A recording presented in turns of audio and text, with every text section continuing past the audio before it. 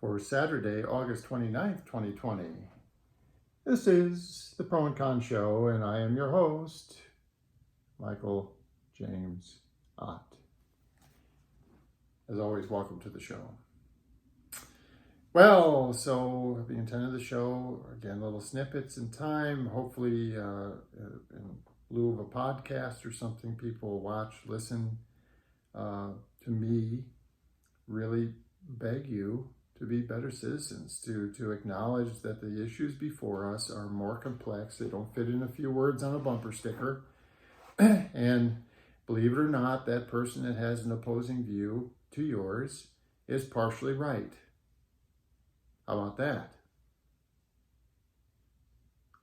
And your views that that person maybe opposes so angrily, you're partially right.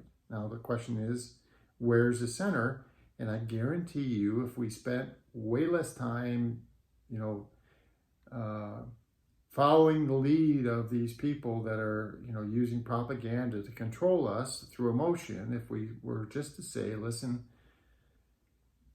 I want to back away from the anger. I want to back away from the frustration. I want to back away from feeling like you're a villain or you're feeling that I'm a villain. We're just citizens. Most of us are centrists. Tell me about your walk in life and how it got to the place you are on this particular important issue, okay? And I would respectfully listen very carefully what you have to say, and I would expect you to do the same. And you're going to find there's way more common ground. Our beliefs are not actually that much different. It's the trumpeting of the propaganda around us that causes the separation, the formation of tribes, the us versus them, the Hatfields and McCoys. All right, so if nothing else, if people watch this show and listen to me, I hope step by step that'll cause them to rethink some of the things that they do and be more open to listening to each other and finding out those nuggets of information that you don't already have. Today's show is, if you read the title, you would say live, L-I-V-E, but it's actually live. Live. The title of today's show is Live. Now, there's been right now, as I speak, and over the last few months now, it's coming up on a couple of months now, actually, there have been tremendous clashes across the nation over racism and the issues of, especially related to shootings and deaths caused by our police forces. That seem, and the statistics clearly indicate, the data clearly indicates that if you are a person of color, you're much more likely to be shot and or killed by one of our so-called peace officers than if you're not a person of color. This, of course, and I've talked in past episodes about where some of this comes from and the racism and all this other stuff. But the reason why I'm doing this particular show is to emphasize something that I think a lot of people of color know, at least based on some of the things I've seen people talking about this, either in small groups that I've been kind of on the periphery of listening to what they were saying, or folks on television, people of color, African Americans, talking about something they call the talk. And I don't know that I know the full content, and I'm sure the talk varies from family to family and from parents to children and different families and so on. But the basic thing about the talk is, hey, if you are in a situation and the police are involved, people with guns are involved, people of authority with guns are involved, you need to recognize that the probability, especially if you're a person of color, is quite high that you're going to get injured and anything that you do to provoke those people in authority is greatly increasing the risk that you're not going to live. So that's why the name of the show is not Live, but Live.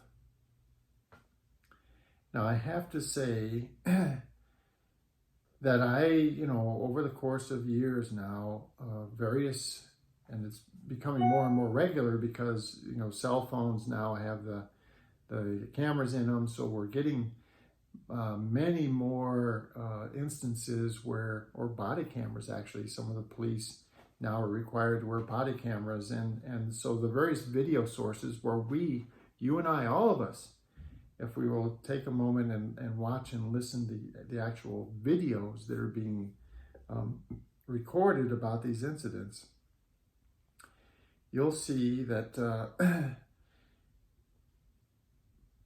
people often seem to make the mistake of not subjugating themselves to police officers. Now, what do I mean by that? Well, I can tell you, I've not known that many police officers personally. I've only known a few. One or two of them rented from my parents. And then my parents, I lived in a small town, and there was a few of the police officers I got to know a little bit, talking to them, whatever. And the thing that, and it feels, and again, a very small number, very small sample, but it feels correct to me, and based on the people that I've known, police officers are, there's a part of them that does definitely want to serve the community, or at least most of them. I mean, and again, the ones that I've known was true. But the other part of them is that in exchange, if you will, or the other part of their personality, and one of the reasons why they were willing to be a police officer, because it's a terrible, hard job. I wouldn't want to do it. For example, it's a tough thing. Is the reason why they want to do it is because the part of their personality is they like to be in control. Okay, it's a sense of control, and to some extent power and control. Okay. And my experience with them, even in non-professional experiences where you're just talking to them and you're just in a civilian environment, is they can be very friendly and sociable. But if you start, I've noticed if you start like challenging some of their views or whatever, they can pretty quickly get angry, because again, it's part of the personality trait for people willing to put themselves on the line. Feels like it's that they want to be in control, and if you start questioning some of their viewpoints, then they feel like they're not in control in that way. In like a personal conversation, and they can start getting pretty angry. And so what I wanted to say is, regardless of, and certainly people of color, because for sure you are being discriminated against, more than people of Caucasian color. It's true. The data says it's true. Now, where you are on that spectrum or whatever, I don't think we should even argue about. You need to be especially careful. But I would tell you, I would never, if a police officer pulled me over, or I was walking down the street and I was confronted by a police officer, I would do exactly what they want me to do. And I would not make any attempt at all to provoke them, to argue with them, to question them. And the reason is they carry a 9mm revolver or pistol, automatic usually these days. And every single bullet in it has deadly force and can be, you can be shot in a matter of seconds. You can be shot to death in a matter of seconds. And while it may make you feel good to have argued that you really weren't speeding or whatever it was, or it wasn't you that was, just robbed a liquor store down the street or whatever like that, you can say, no, officer, that wasn't me. Calm down. Or yes, officer, no, officer, I'd like to speak to an attorney, officer. These are the kinds of things. Calm, save the anger, save the willingness to fight this thing. Save it for the time when you can live, when you will be alive. I don't care, and I don't care how old you are, I don't care what color you are, how tall you are, how short you are, fat, thin, whatever, style of hair, gay, straight, I don't care who you are. If you're in some kind of interaction with a police officer, yes, officer, no, officer, I don't think that's true, but, very passive, and do exactly what they tell you to do. If they say, put your hands behind your head, don't question it. Yes, officer, my hands are behind my head. If they say, spread your feet, spread your feet. If they say, get your driver's license out of the glove box, get your driver's license out of the glove box.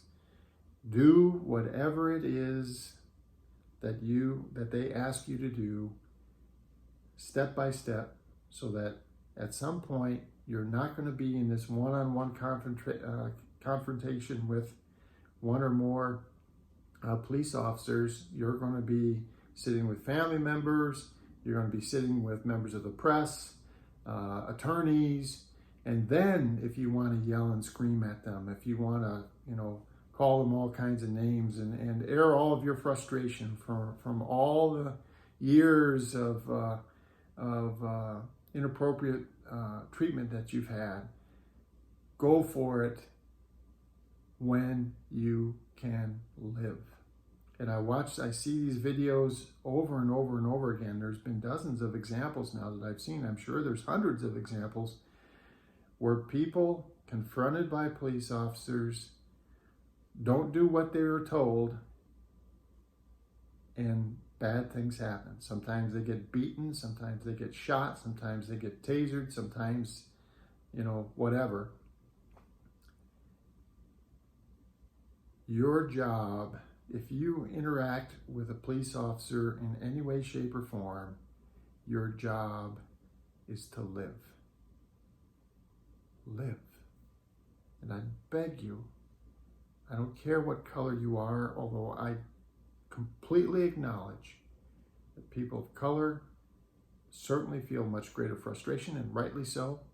They've had a much worse time. Absolutely true.